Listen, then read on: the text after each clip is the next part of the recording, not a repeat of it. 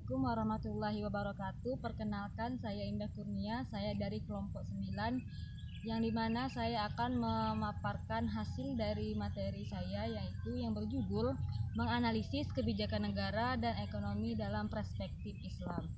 Ekonomi dan Islam sangat erat kaitannya. Ekonomi tidak terlepas dari aturan-aturan dalam syariat Islam yang disebut ekonomi Islam.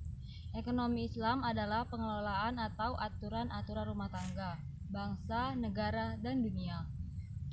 Bertujuan untuk menciptakan barang dan jasa dalam memenuhi kebutuhan sehari-hari yang berlandaskan syariat Islam. Dengan demikian, ekonomi dalam Islam adalah ilmu mempelajari segala perilaku manusia dalam memenuhi kebutuhan hidupnya dengan tujuan memperoleh kedamaian dan kesejahteraan dunia dan akhirat. Perekonomian dalam perspektif Islam. Ekonomi dalam pandangan Islam tidak bersifat materi semata, tetapi lebih dari itu. Rakus terhadap kekayaan dan sikap yang mementingkan materi sangatlah tercela dan tidak disukai oleh Allah Subhanahu wa Ta'ala. Aktivitas ekonomi dalam Islam bertujuan untuk yang pertama, memenuhi kebutuhan hidup secara sederhana, yang kedua, memenuhi kebutuhan keluarga, dan yang ketiga, memenuhi kebutuhan jangka panjang. Kebijakan fiskal dan moneter pemerintahan Khulafa Rasyidin. Para pemimpin Khulafa Rasyidin terdiri dari 4 orang sahabat Rasulullah, yaitu Abu Bakar As-Siddiq, Umar bin Khattab, Utsman bin Affan, dan Ali bin Abi Thalib.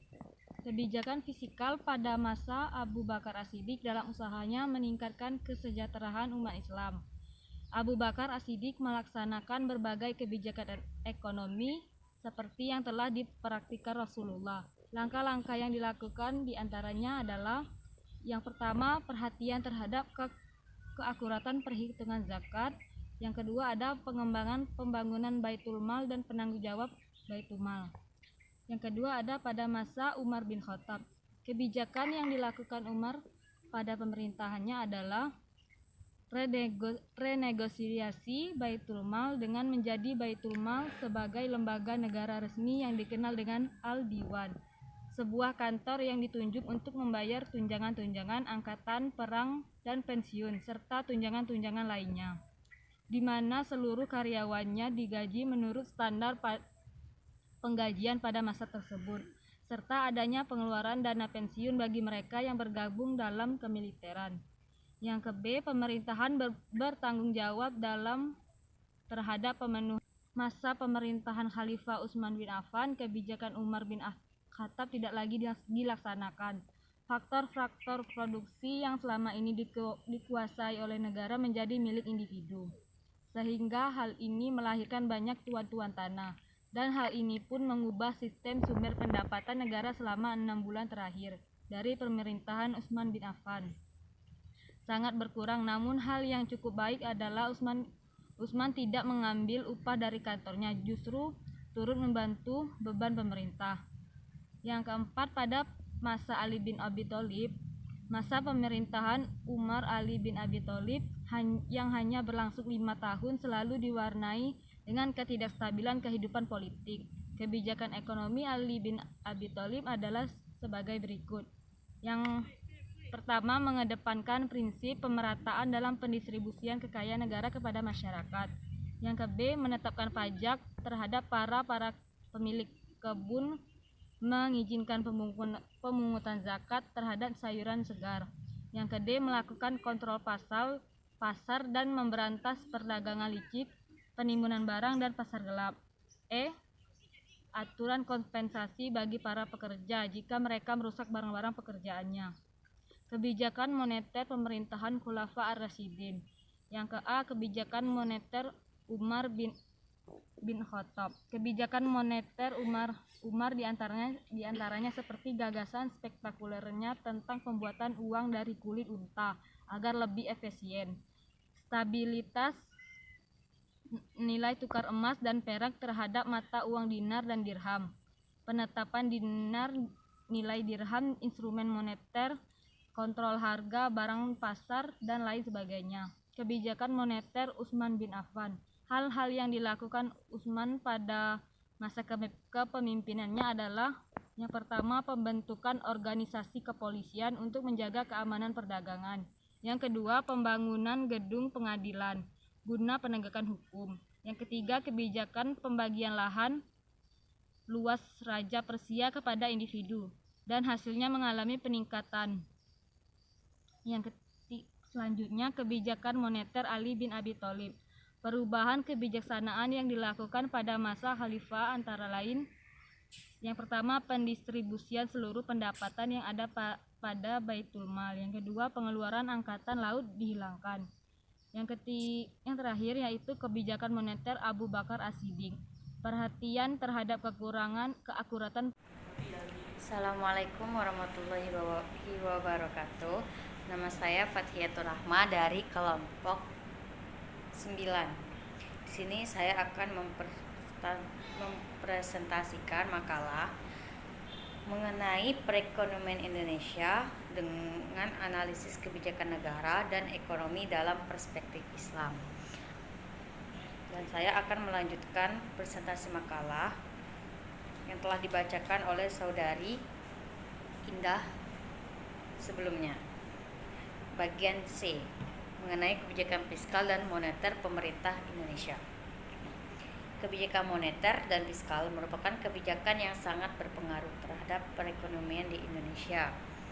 Kebijakan moneter adalah langkah-langkah bank sentral untuk mempengaruhi jumlah penawaran uang dan suku bunga dalam perekonomian dengan tujuan mengawasi bentuk-bentuk pinjaman dan investasi yang dilakukan oleh bank-bank perdagangan.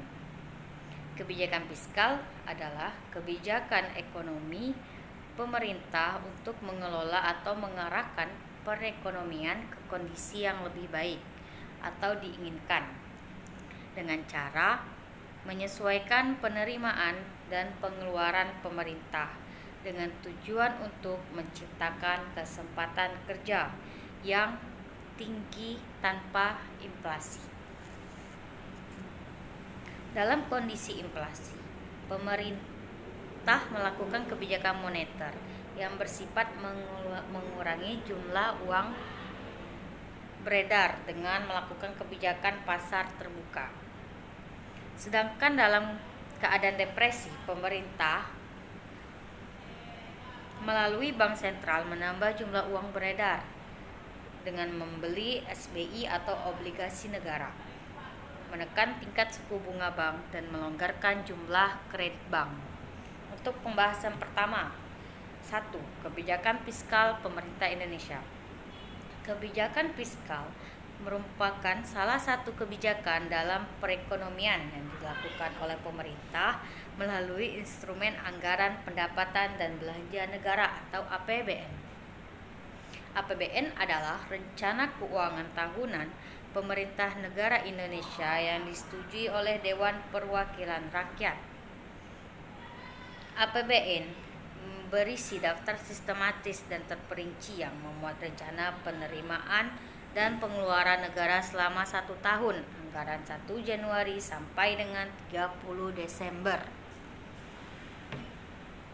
Selanjutnya, yang kedua, kebijakan moneter.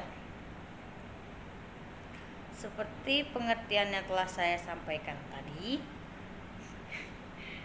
mengenai yang kedua ini, kebijakan moneter itu berdasarkan jenisnya. Ada 2. Yang pertama yaitu kebijakan moneter ekspansif dan kebijakan moneter kontraktif. Kebijakan moneter ekspansif suatu kebijakan dalam rangka menambah jumlah uang yang beredar. Sedangkan kebijakan kontraktif adalah kebijakan yang dilakukan dalam rangka mengurangi jumlah uang yang beredar. Jadi, dapat disimpulkan, kebijakan fiskal itu melibatkan rakyat.